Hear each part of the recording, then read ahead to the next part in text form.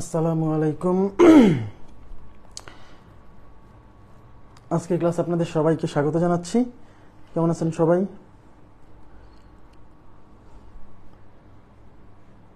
সবাই শুনতে পাচ্ছেন কিনা, সবাই ক্লিয়ার শুনতে পাচ্ছেন কিনা এবং দেখতে পাচ্ছেন কিনা প্লিজ একটু রেসপন্স করে আমাকে জানাবেন।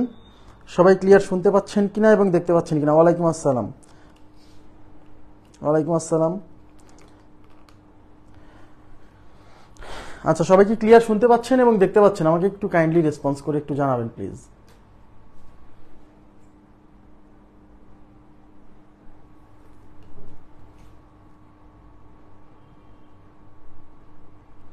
আচ্ছা, ক্লিয়ার আছে সবকিছু?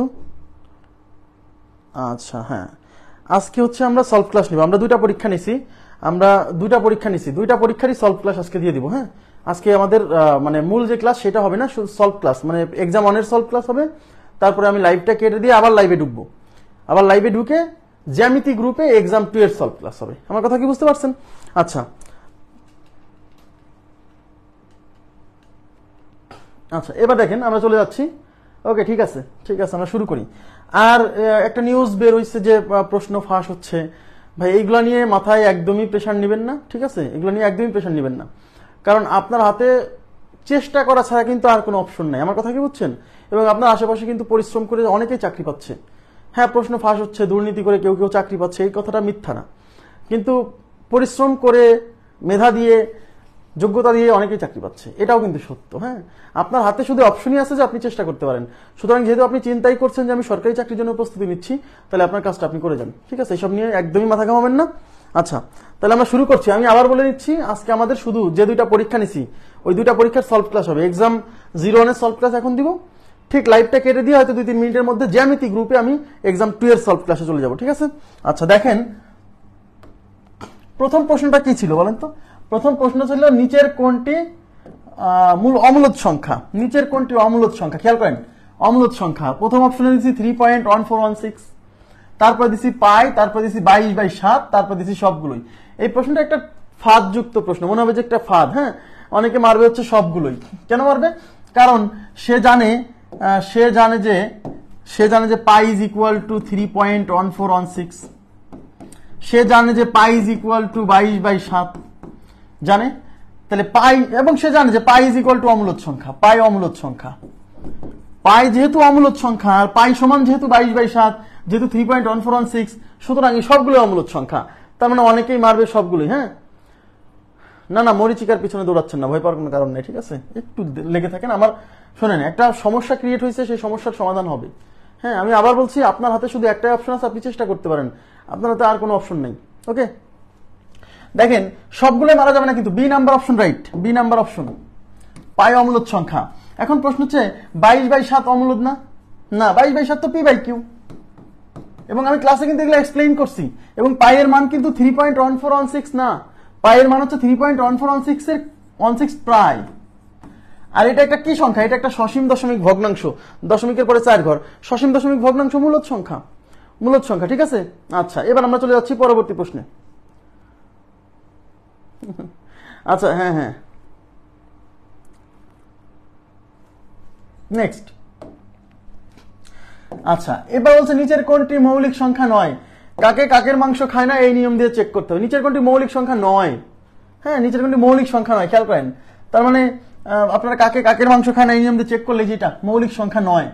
161 7 দ্বারা বিভাজ্য, 7 দিয়ে ভাগ করে দেখেন। 161কে 7 দিয়ে ভাগ করেন, 7 দুগুণী 14, থাকলো 2, 2 এর পরে 1, 21, 3 7 21, 23 বার যায়। কারণ এই সংখ্যা হচ্ছে 7 দ্বারা বিভাজ্য, সুতরাং এটা মৌলিক সংখ্যা নয়। বাকিগুলো চেক করে দেখাচ্ছি না, কারণ আপনারা অলরেডি এগুলো জানেন। হ্যাঁ, ক্লাসে কিন্তু এগুলো করাইছি। এখন যদি এগুলো আবার করানো শুরু করি তাহলে তো বিপদ। আমি জাস্ট দেখাই দিয়ে যাচ্ছি।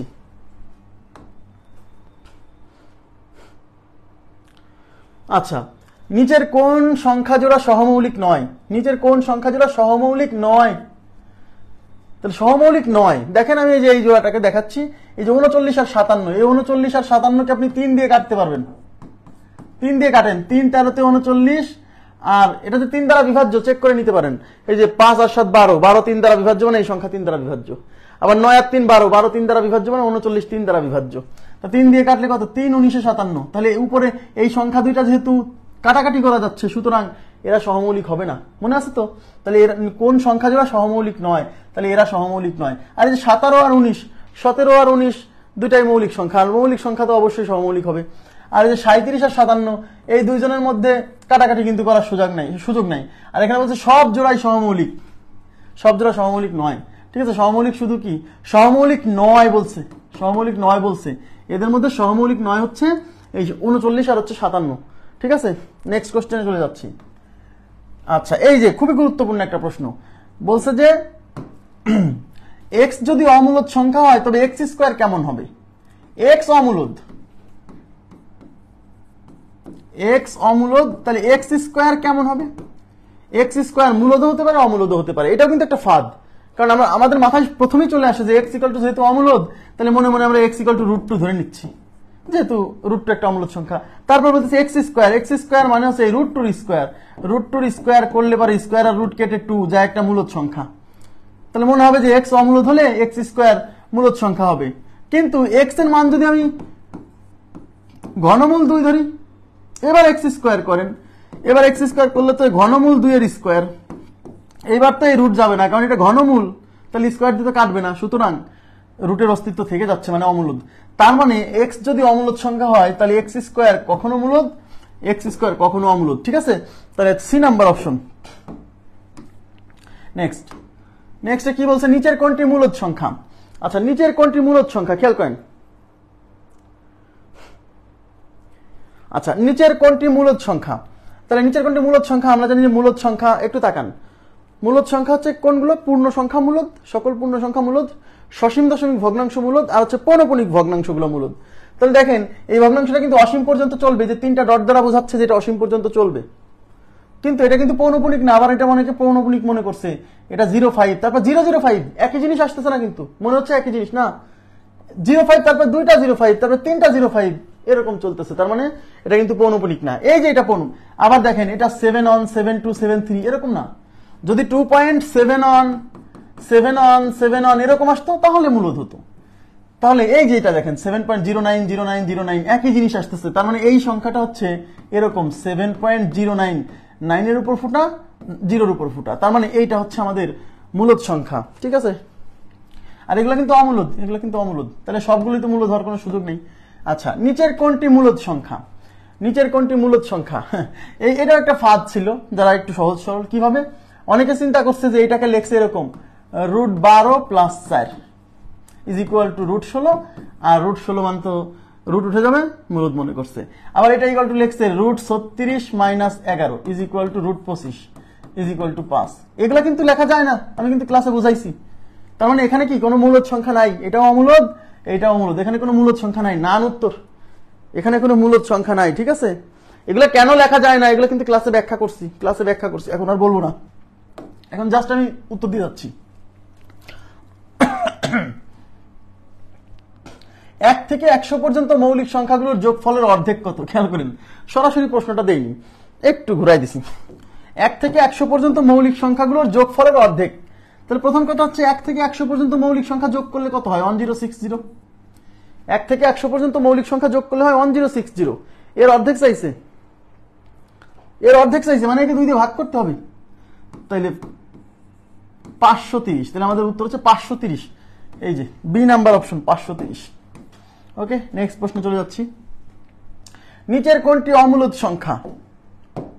নিচের কোনটি অমূলদ সংখ্যা? খেয়াল করেন, অমূলদ সংখ্যা, এটা কি অমূলদ? আমাকে দেখতে হবে রুট সরে কিনা। এই যে পৌনঃপুনিক, কিন্তু পৌনঃপুনিক তুলে দেন আগে। 1.7 - 1, নিচে হচ্ছে একটা পৌনঃপুনিক, তাই একটা নয়, তাহলে 16/9, 16-র উপর থেকে রুট উঠে যায়, 9-এর উপর থেকে রুট উঠে যায়, তার মানে এটার উপর থেকে রুট উঠে যায়, তার মানে এটা মূলদ। বলছে অমূলদ কোনটা? 180, অনেকে এটাকে বোঝে না, 180 ডিভাইডেড বাই 125। দেখেন এই 180-এরও রুট হয় না, 125-এরও রুট হয় না। এবার দেখতে হবে কাটাকাটি যায় কিনা। আমি দেখতে পাচ্ছি এখানে 0 আছে মানে 5 দ্বারা বিভাজ্য, এখানে 5 আছে মানে 5 দ্বারা বিভাজ্য, তাহলে 5 দিয়ে কাটেন। 5 × 25 = 125, 3 × 5 = 15, থাকলো 3, 3-এর পরে 0, 30, 5 × 6 = 30, তাহলে উপরে 36 ডিভাইডেড বাই 25, 36-এর রুট হচ্ছে 6, 25-এর রুট 5, তার মানে এখান থেকে কাটাকাটি করার পর রুট উঠে গেছে, তার মানে এটা মূলদ, এইটাও মূলদ, এইটাও মূলদ। এই রুট 27, 27-এর কিন্তু রুট হয় না, তাহলে প্রশ্ন বলছে কোনটি অমূলদ, তাহলে এইটা হচ্ছে আমাদের অমূলদ সংখ্যা। ঠিক আছে, এটা কিন্তু অমূলদ সংখ্যা, কারণ 27-এর কি রুট হয় না। ক্লিয়ার বিষয়টা? অনেকে সবগুলো অমূলদ মারতে পারে। আচ্ছা, এবার দেখেন এটা কি বলছে। এখানে বলছে নিচের কোনটি অমূলদ সংখ্যা? তো 64 রুট হয়, 64 রুট হচ্ছে 8। এই যে 8-এর ঘনমূল, 8-এর ঘনমূল হচ্ছে 2, তার মানে রুট উঠে যাচ্ছে। 64-র ঘনমূল, 64-র ঘনমূল হচ্ছে 4। তার মানে এখানে কিন্তু কোনো অমূলদ সংখ্যা নাই, কারণ প্রত্যেকটা সংখ্যার প্রত্যেকটা অপশন থেকে কি রুট উঠে যাচ্ছে। তার মানে এখানে কিন্তু কোনো অমূলদ সংখ্যা নাই, আসলে নাই। হ্যাঁ, তাহলে অমূলদ সংখ্যা নাই, তার মানে এটা উত্তর হচ্ছে নান। এটার উত্তর নান। ঠিক আছে, নেক্সট। 1 থেকে 500 পর্যন্ত কতটি মৌলিক সংখ্যা আছে? এ তো মুখস্থ এটা। 1 থেকে 500 পর্যন্ত মৌলিক সংখ্যা আছে কয়টা? 95টা, 95। এখানে অনেকে 94টা মারছে, 94টা খুঁজে বেড়াইছি, কারণ আমি ক্লাসে কিন্তু 95টাই পড়াইছি, কিন্তু আমি যে নোটটা শেয়ার করছি ওখানে ভুলে 400 থেকে 500-র মধ্যে মেবি 400 থেকে 500-র মধ্যে 16টা লিখছি। এখানে মেবি 17টা হবে। হ্যাঁ, ওখানে একটা বেশি। হ্যাঁ, এটা কারেকশন হবে। ঠিক আছে, আপনার ক্লাস নোট যেটা দিছি ওইখানে একটু ভুল ইনফরমেশন উঠে গেছে, কিন্তু ক্লাসে ঠিকই পড়াইছি। ক্লাসে দেখাইছি যে 400 থেকে 100 থেকে 1 থেকে 500-র মধ্যে আমাদের মৌলিক সংখ্যা আছে কয়টা? 95টা। 94 খুঁজবেন না, ক্লাস নোট দেখার সময় চেক করে নেবেন যে আমি ক্লাসে যা বলছি সেগুলো ঠিক বলছি কিনা। খুব অন্ধের মতো সবকিছু পড়লে হবে না। হ্যাঁ, একটু যাচাই বাছাই করে পড়তে হবে। ওকে, হ্যাঁ। নিচের কোনটি মৌলিক সংখ্যা? আচ্ছা, নিচের কোনটি মৌলিক সংখ্যা? এই -2, -3 এগুলো কি মৌলিক? আমি কি বলছিলাম, মৌলিক সংখ্যা হচ্ছে 1 থেকে বড় হতে হবে। যে সকল স্বাভাবিক সংখ্যা 1 থেকে বড়, তার মানে মৌলিক সংখ্যা হতে হলে 1 থেকে বড় হতে হবে। আমি প্রথমেই বলছিলাম নেগেটিভ সংখ্যাগুলো মৌলিক নয়, তাহলে 5 হচ্ছে মৌলিক সংখ্যা। এখন যারা মনে করছে 2 তো মৌলিক সংখ্যা, তাহলে -2 কি মৌলিক হবে না? যারা মনে করছে 3 তো মৌলিক সংখ্যা, তাহলে -3 কি মৌলিক হবে না? এগুলো চিন্তা যারা করছে তাদের জন্য ওই যে সবগুলোই উত্তর ছিল। অনেকেই মারছে সবগুলোই যে এগুলো তো মৌলিক, এগুলো মৌলিক না। মৌলিক সংখ্যা হতে হলে ধনাত্মক পূর্ণ সংখ্যা হতে হবে, ধনাত্মক হতে হবে, আবার পূর্ণ সংখ্যা হতে হবে, 1 থেকে বড় হতে হবে। ওকে, নেক্সট কোশ্চেনে চলে যাচ্ছি। নিচের কোনটি মূলদ সংখ্যা? এই যে এটা একটা ফাঁদ, এটা একটা ট্র্যাপ ছিল। নিচের কোনটি মূলদ সংখ্যা? এই যে এটা অনেকেই মারছে। আমি বলছিলাম রুটের মধ্যে নেগেটিভ সংখ্যা এটা মূলদ না অমূলদ না, এটা জটিল সংখ্যা। এটা জটিল সংখ্যা, এটা বাস্তবই না, বাস্তব সংখ্যাই নয়। মনে করে দেখেন, রুটের মধ্যে নেগেটিভ সংখ্যা তো বাস্তব সংখ্যাই না।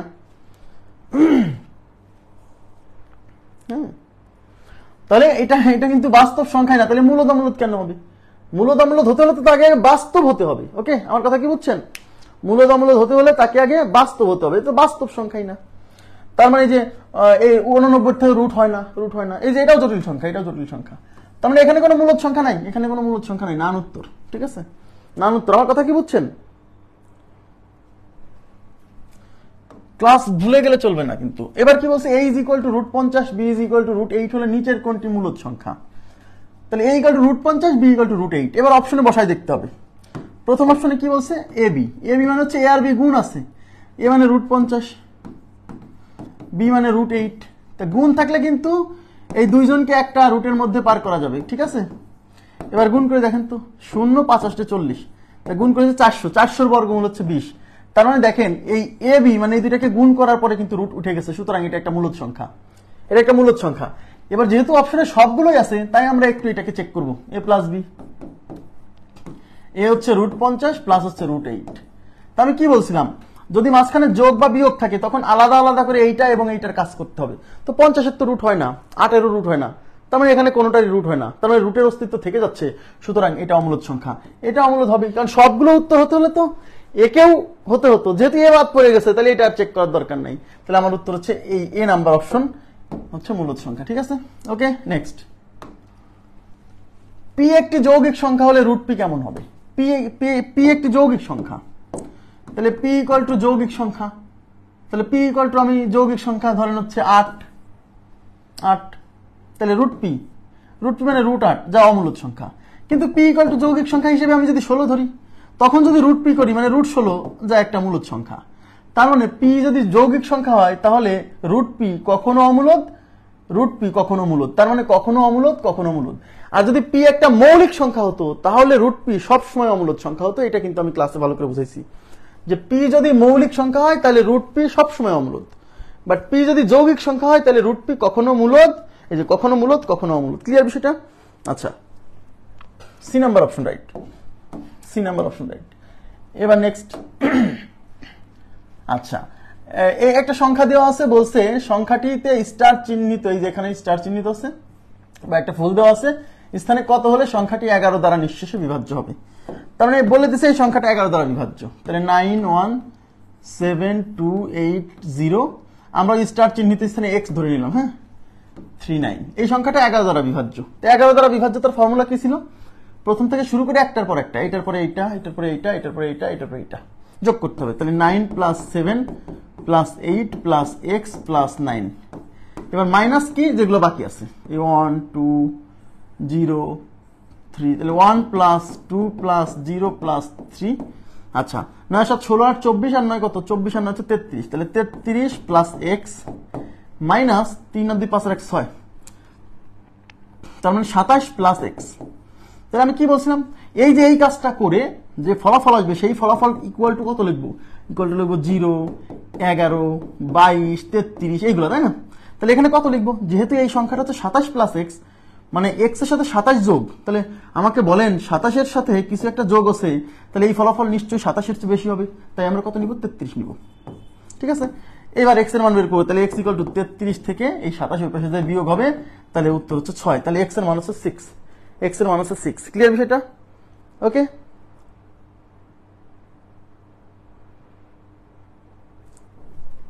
6 এ নাম্বার অপশন। 16 নম্বরে কি বলছে? নিচের কোনটি মূলদ সংখ্যা? এই যে দেখেন সবচেয়ে সহজ কোশ্চেনটা, অনেকেই উত্তর দিতে পারেনি, আমাকে অনেকেই নক দিচ্ছেন যে ভাই সব পারছি, এই কোশ্চেনটা বুঝেই নেই। আচ্ছা, নিচের কোনটি মূলদ সংখ্যা? আপনারা সবাই জানেন যে রুট যদি উঠে যায় তাহলে মূলদ, রুট যদি না ওঠে তাহলে অমূলদ সংখ্যা। দেখেন এখন রুট কখন ওঠে? যখন রুটের মধ্যে একটা পূর্ণবর্গ সংখ্যা আসে, তখন রুট ওঠে। তার মানে আমাকে দেখতে হবে এই রুটের মধ্যে সংখ্যাটা পূর্ণবর্গ কিনা। তো আমরা একটা সূত্র পড়ছিলাম, মানে একটা থিওরি পড়ছিলাম, পূর্ণবর্গ সংখ্যার শেষে 2 3 7 8 থাকতে পারে না, মনে আছে?